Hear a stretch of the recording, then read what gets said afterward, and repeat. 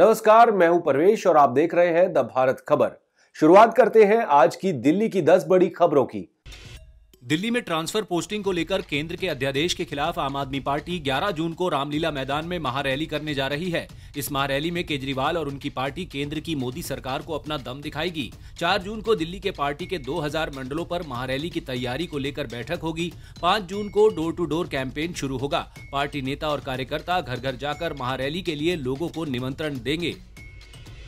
दिल्ली शराब नीति में कथित घोटाले में ईडी की ओर से दर्ज केस में मनीष सिसोदिया की नियमित जमानत अर्जी पर दिल्ली हाईकोर्ट ने आदेश सुरक्षित रख लिया है। हालांकि कोर्ट से मनीष सिसोदिया को फौरी राहत मिल गई है। हाईकोर्ट ने सिसोदिया को शनिवार को कुछ घंटे के लिए अंतरिम राहत दी है, लिहाजा वो पुलिस हिरासत में अपनी पत्नी से मुलाकात कर सकेंगे।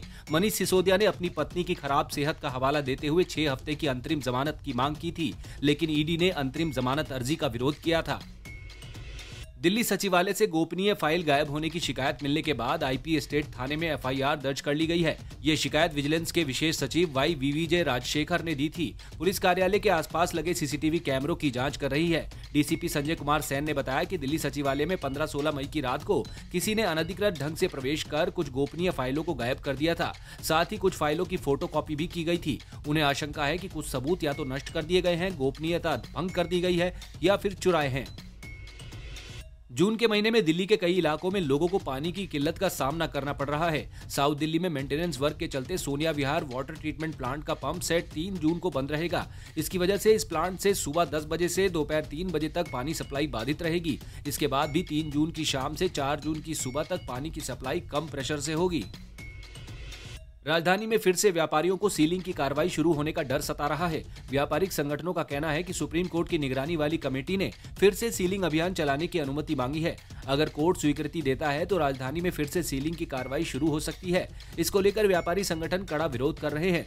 वहीं कुछ संगठनों ने कहा है कि पहले यह बताया जाए कि एमसीडी और बाकी निकाय ने बाजार से कितना राजस्व वसूल किया है और कितना बाजार पर खर्च किया है। दिल्ली के सीएम केंद्र सरकार के अध्यादेश के खिलाफ अलग अलग दलों से समर्थन जुटा रहे हैं। वो राष्ट्रीय स्तर पर मुहिम चला रहे हैं। इसी कड़ी में केजरीवाल ने रांची में झारखंड के मुख्यमंत्री हेमंत सोरेन से मुलाकात की। इस दौरान पंजाब के मुख्यमंत्री भगवंत मान भी मौजूद रहे। सीएम सोरेन ने कहा कि केंद्र सरकार का अध्यादेश लोकतंत्र और संविधान पर प्रहार है। केंद्र सरकार संघीय ढांचे की बात करती है लेकिन काम उल्टा करती है। केंद्र सरकार की जो सहयोगी सरकार नहीं है उन सभी की वर्तमान में एक जैसी स्थिति है। दिल्ली में इन दिनों जो कुछ भी हो रहा है वो वहाँ की गैर भाजपा शासित सरकार पर नहीं बल्कि वहाँ की जनता, देश की जनता पर प्रहार है। यमुना नदी की सफाई को लेकर एक और अच्छी पहल शुरू की गई है। इस पहल के तहत 4 जून को यमुना संसद का आयोजन किया जाएगा। यमुना के किनारे 4 जून को यमुना संसद आयोजन करने का मकसद लोगों को यमुना की स्वच्छता के प्रति जागरूक करना है।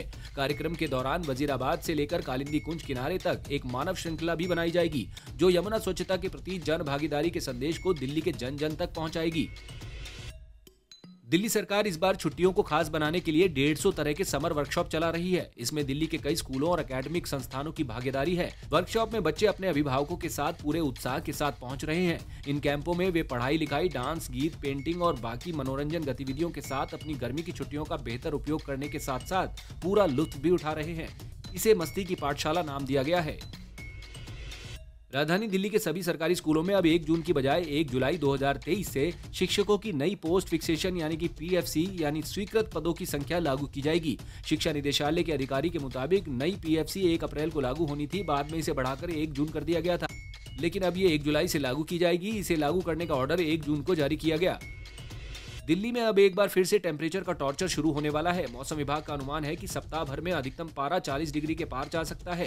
मौसम विभाग का अनुमान है कि पश्चिमी विक्षोभ के असर से लगातार होने वाली बारिश का दौर अब खत्म हो रहा है। बीच बीच में बूंदाबांदी हो सकती है और बादलों की आवाजाही भी देखी जा सकती है, लेकिन तापमान में धीरे धीरे इजाफा होने की संभावना है।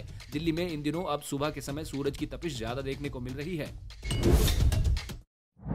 आप देख रहे थे दिल्ली की 10 बड़ी खबरें। अगर आपको हमारी ये खबरें पसंद आई तो लाइक कीजिए, कमेंट कीजिए और इसे अपने दोस्तों के साथ व्हाट्सएप पर शेयर कीजिए। नमस्कार।